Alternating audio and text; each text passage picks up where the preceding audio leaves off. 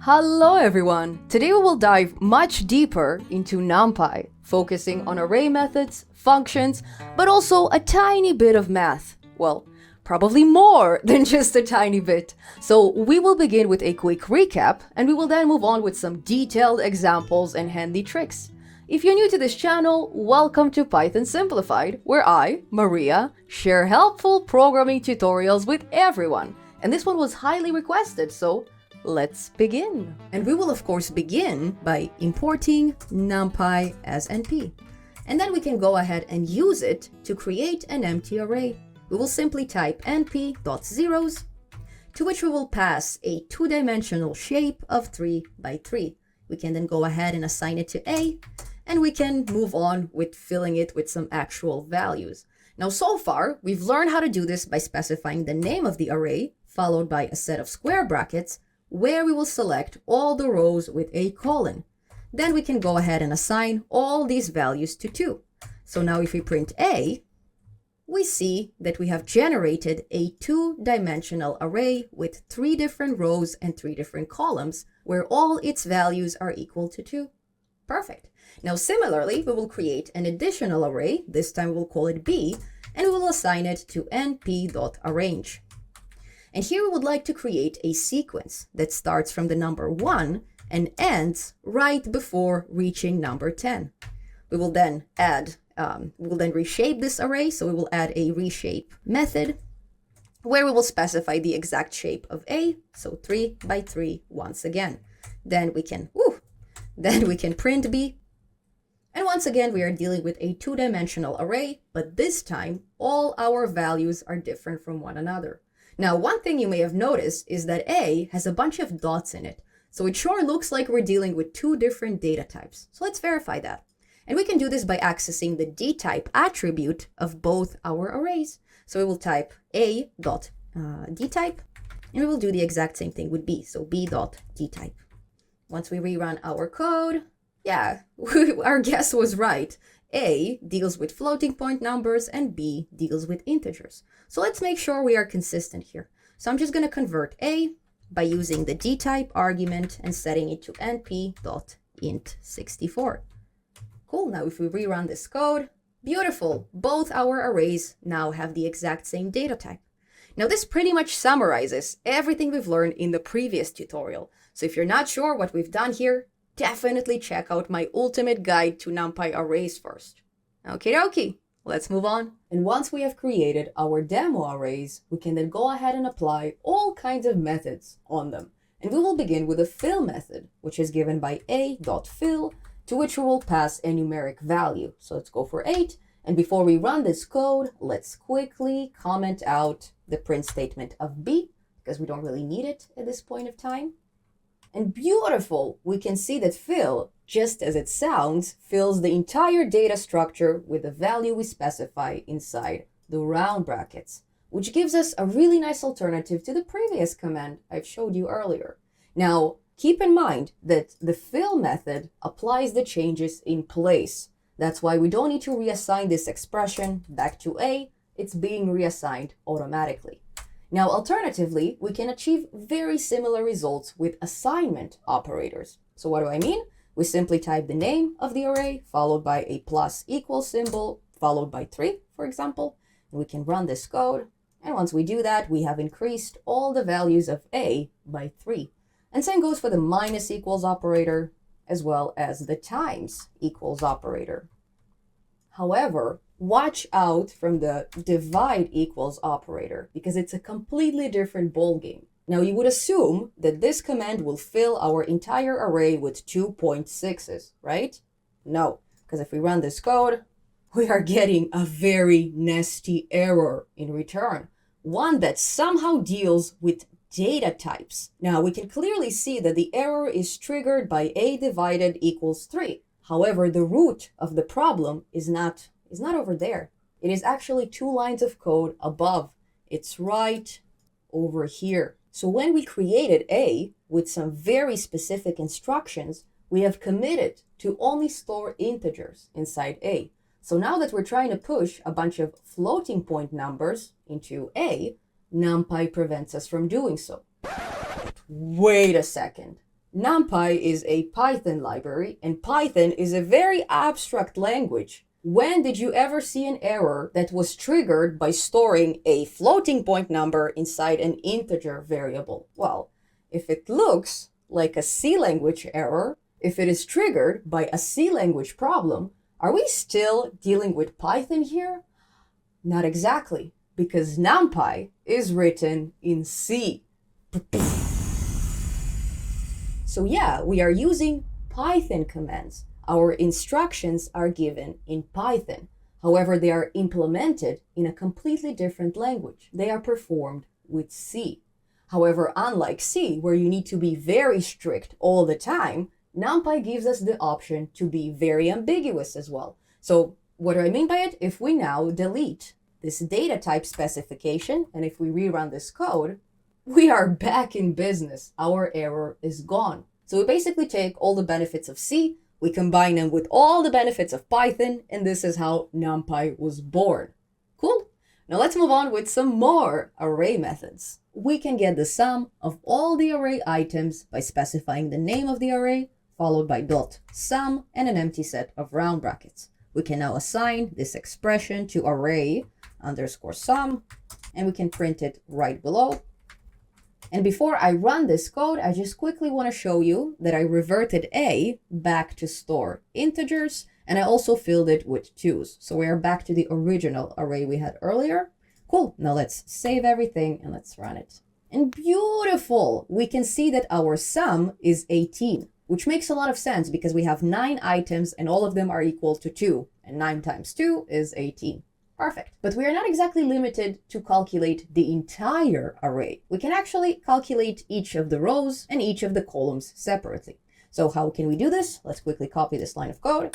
And if we'd like to get the sum of each of our columns, we will simply specify the axis of 0 inside our method. Now, if we run this code, okay, well, I should have chosen I should have chosen different numbers, but yeah, basically we get the sum of each of our columns. Okay, now it's a bit hard to tell with A, so let's quickly revert it to B. Let's also print B instead of A, switch between them.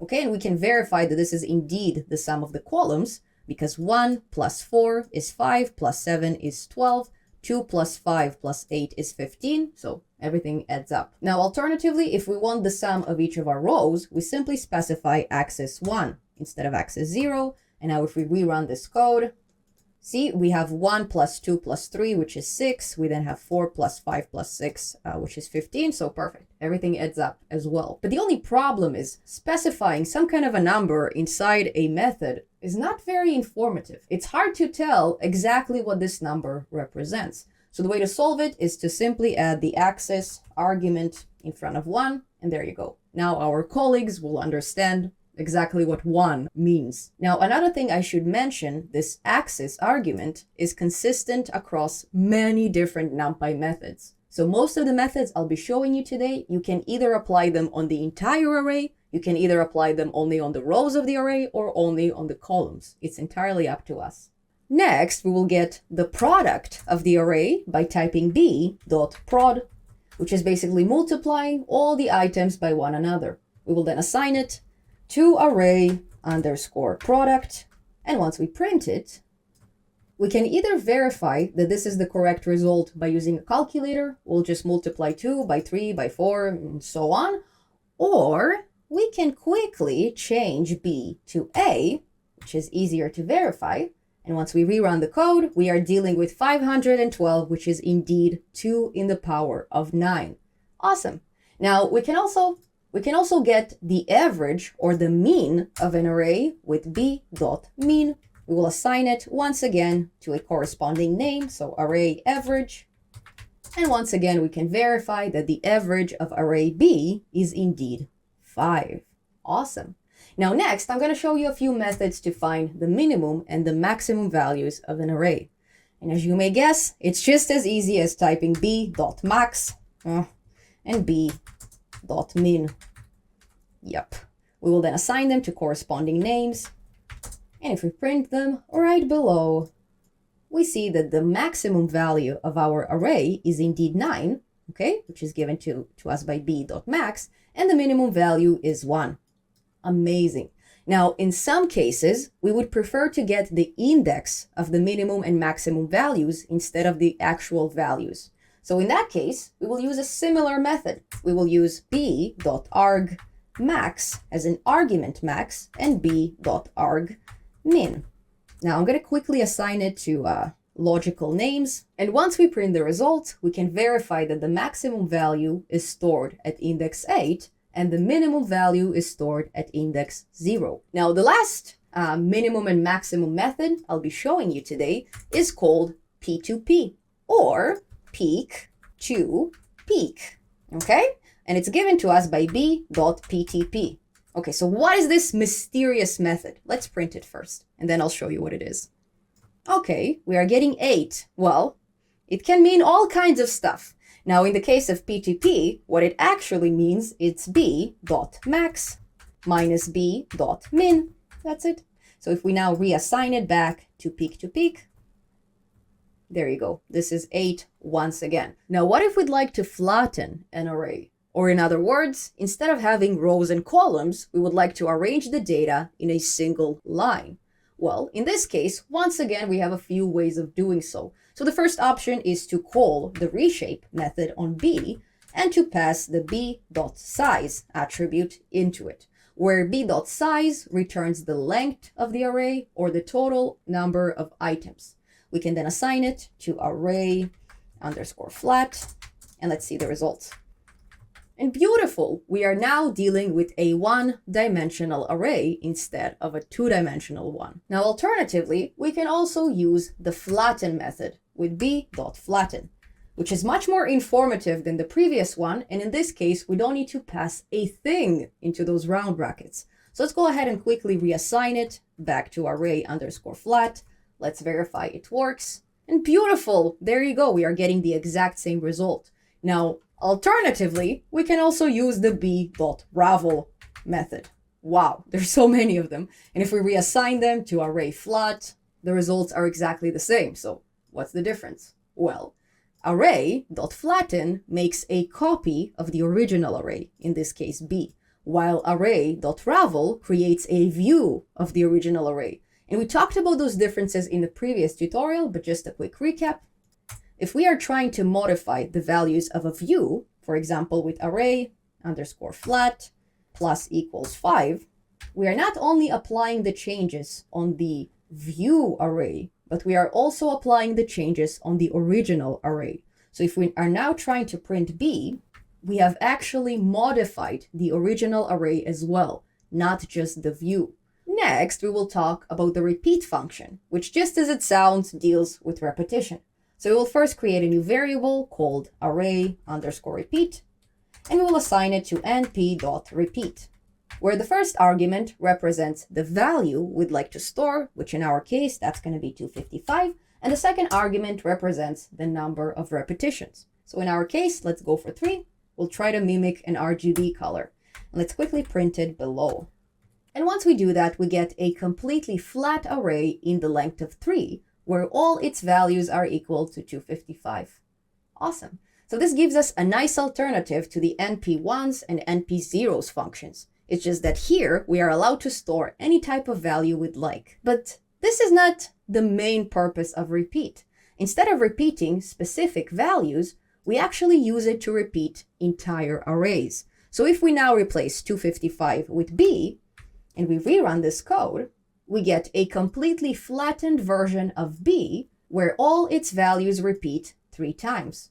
Okay, but what if we don't want a flattened version? What if we'd like to get rows and columns? Well, did you already miss the axis argument? We will just add it to the end of our function. So we'll type axis, and if we'd like to store our values in the same row as the original ones, we will specify the axis of 1. Okay, 1 is rows, 0 is columns. And beautiful! Now our rows repeat each of our values 3 different times. Now if we'd like to do the same for columns, we'll simply switch 1 to 0. And now we are storing the repeating values in the same column as the original ones. Awesome. Now the beauty of repeat is that it has an opposite function. It has some sort of an inverse, which is given to us by np.unique. So now if we pass array underscore repeat into this function, and we also specify the axis of 0, because it must match if we want it to be the exact opposite, we will then assign it to array underscore unique. Let's quickly print the results. We have now canceled all the repetitions, and we are dealing with the original array once again. Now, another cool function, which I must show you guys, is given by np.diagonal, which just as it sounds, fetches the diagonal of an array. So let's do this for b, and let's assign it to array diagonal. And once we print the results, we are fetching 1, 5, and 9, which is awesome. But we are not limited to the main diagonal. We can actually specify an offset argument. And if we set it to 1, for example, we are selecting one diagonal above the main one, which is 2 and 6. And if we specify -1, we will select one diagonal below the main one, which is 4 and 8.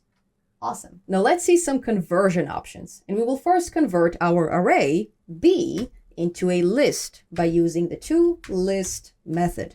We will then assign it to my_list, and we can then verify the data types below. So we'll first print b is, to which we will concatenate the type of b, and next we will print my list is, and we will concatenate the type of my list, of course. And beautiful, we have successfully converted our NumPy array into a regular Python list. Now, alternatively, we can also store arrays inside a file.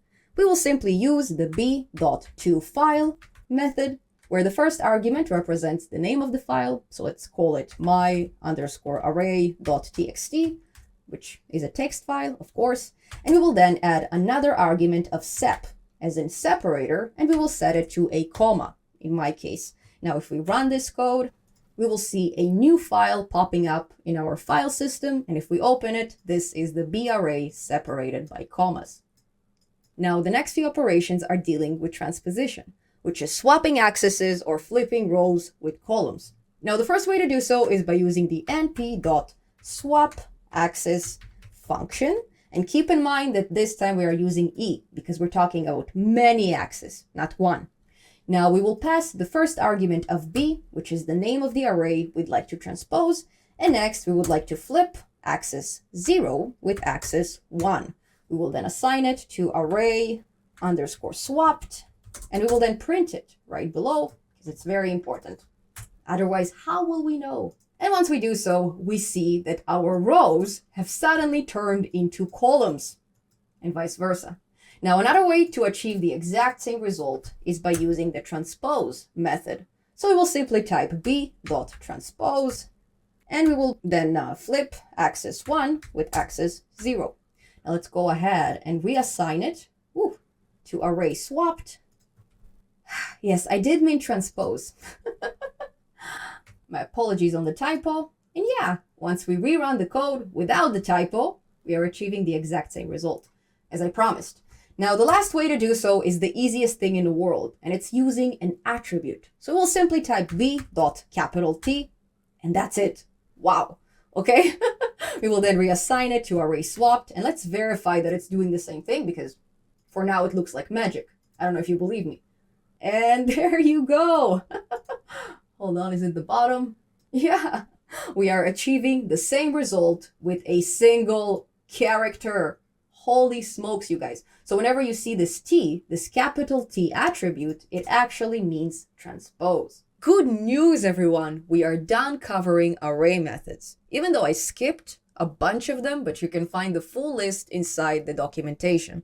And I'm including the link in the description, of course. So let's quickly have a look. Now, the first thing we find is the full list of attributes that arrays have. So for example, here's the transpose attribute, here's the data type, and here's the size attributes, which we are very familiar with at this point of time. Now, in addition, we can also find a list of methods and functions, which we can use on arrays. Now, some of them are very familiar, for example, fill and flatten, but some of them are brand new. I mean, what is dumps even mean? Now, just because these methods exist doesn't mean that you'll necessarily find them very useful. However, if there's something you're struggling with and I didn't have a chance to cover it, please leave me a comment below and I'll be able to include it in some future NumPy tutorials. It's just such a big library that it's hard to cover it in one go, okay? So let's quickly go back to our code and let's talk about operations on two matrices or two arrays. Now the first operations I'll show you, I think all of us are familiar with, so we will just call it simple ops. And the first thing we'll do is we will add matrix A to matrix B, okay? That's why I told you that most of us are familiar with it. It's just super simple. Let's just verify it works. Beautiful. Actually, let me make the text a bit smaller so we can see the results a bit more vividly.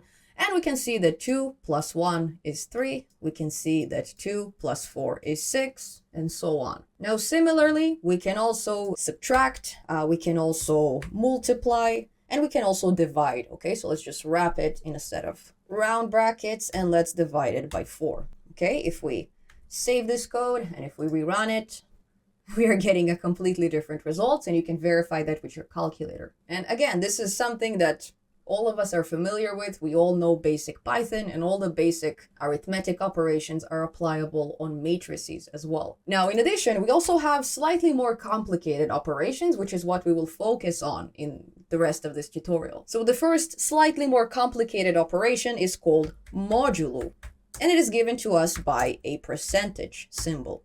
So first, let's see the results of B modulo A, and then we will discuss the formula. Okay, and there you go. So it seems that every odd number in B returns 1, while every even number in B returns 0, right? Because we see that 4 returns 0, 8 returns 0, 5 returns 1.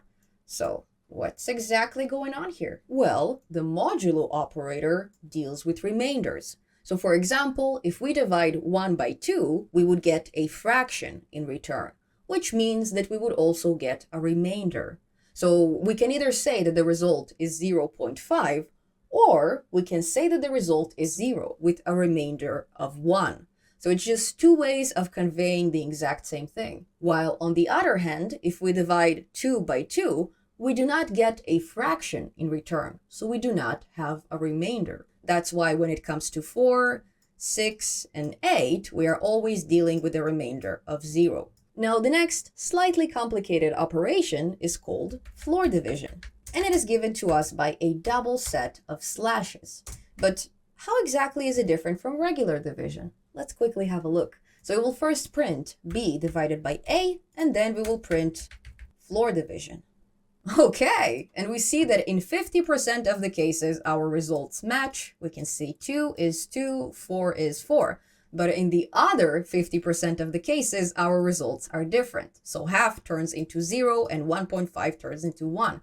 So what's going on here? Well, floor division helps us avoid fractions or floating point numbers. As we've seen earlier, in some cases, we are not allowed to store non-whole numbers inside an array. So floor division gives us a really nice solution. We are basically rounding down the fractions to the nearest whole number. So a half turns into 0, and 3.5 turns into 3. So we can actually say that floor division consists of two operations. The first operation is the regular B divided by A, and the second operation wraps the results inside a floor function.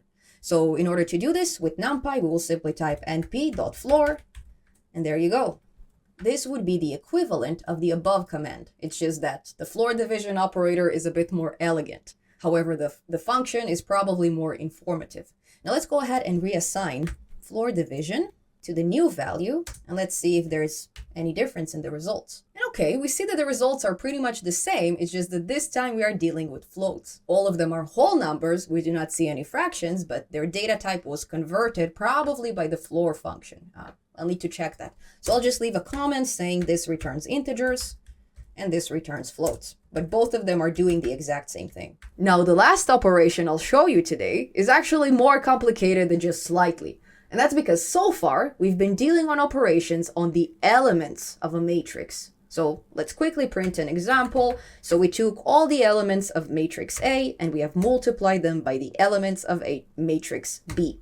Okay, let's save it. Let's see the results. So we took the element of 2 and we multiplied it by the element of 3, and this is how we got the element of 6, or the item of 6. So our operations were on individual elements. However, this is very different from multiplying an entire matrix by another matrix. In those cases, we use a completely different formula, which is much more complicated, and you can clearly see it on the screen. Now, I'm planning to film a detailed math tutorial about this formula because we will need it a lot for machine learning and for artificial intelligence. But in the meanwhile, I would love to show you guys how it looks like with NumPy, okay? How we can achieve the results of this formula with some code, okay? So right above our print statement, we will use the np.mat_mul function as in matrix multiplication, and we will pass matrix A and matrix B. We can then assign it to matrix multiply, and let's quickly compare it to the regular multiplication from earlier, and that way we will see the real difference between the two. Okie dokie, and yeah, we can clearly verify that these operations are very different from one another. So in the first case, we are dealing with an element-wise multiplication, and in the second case, we are dealing with a matrix-wise multiplication. Now, there's more than one way of achieving the exact same results. We can also use the dot method to do so. So we will type a dot dot as in dot product, and we will pass matrix B inside. Now, this is slightly less informative than the above function because matrix multiplication is kind of literally saying what we're doing, while the dot product, I think that only people who really like math will understand the context. Now, let's quickly verify that we're getting the exact same results with our dot method. And yep, there you go, we got it. Now, alternatively, we can use even a nicer shortcut, okay? We'll simply type A at B, and that's it. Okay, so yeah, this is not very informative, but once again, this is elegant. I like it. If I'm working alone on a project, right, it doesn't really matter if I'm using an @ symbol or matmul. But if I'm working with a team, yeah, sure, I'll probably use the function instead. And as usual, if you didn't feel like typing along, you can always clone the complete version of my code from the link in the description. And I've even included all the formulas and all the graphics you've seen in this tutorial, just for reference. You can copy it, you can use it in whichever way you'd like. I don't care if it's for school, I don't care if it's for your personal use or for commercial use even. Use it as you'd like. My graphics are your graphics. And thank you guys so much for watching this ultimate guide to NumPy arrays. I hope you are much more comfortable with NumPy at this point of time. And if you are, please share it with the world. Now, if you'd like to be extra awesome, you can always leave me a like, a comment, subscribe to my channel, and turn on the notification bell. I'll see you guys very soon in a brand new Tkinter tutorial, so I hope you missed GUIs because they're coming right at ya.